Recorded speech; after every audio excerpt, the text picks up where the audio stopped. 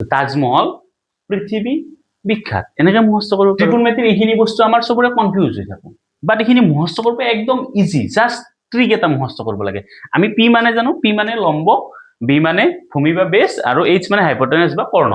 যদি আমি থিতাটো ধৰি লওঁ থিতা সদায় কাৰ লগত লাগি থাকে ভূমি আৰু কৰ্ণৰ লগত লাগি থাকে গতিকে এইখিনি যদি আমি মুখস্থ কৰিব লাগে সদায় মুখস্থ কৰিব নালাগে যেনে আমি এই তিনটা মুখস্থ কৰাৰ টাৰ্গেট লম সাইন কস আৰু ten sin theta is equal p by h cos theta is equal b by h tan theta is equal p by b just এখিনি মুখস্থ কৰিলে হৈ যাব কেনেকে মুখস্থ কৰিম চাবা sin theta is equal p by h টো তোমালোকে এনেকে মুখস্থ কৰিবা শিৱ পাৰ্বতীৰ husband cos theta is equal b by h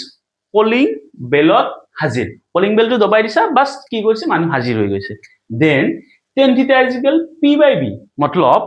Taj Mahal পৃথিৱী বিখ্যাত তো এনেকে মুখস্থ করলে হয়ে গেল তো এই তিনটা তোমাকে মুখস্থ করব না সদায় মন রাখবা sin থিটা তো কিহৰ উল্টা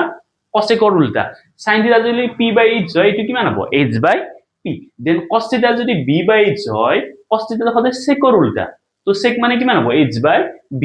tan to কাৰ উল্টা cotৰ উল্টা p by b হলে এটো কি হৈ যাব b by b সিম্পল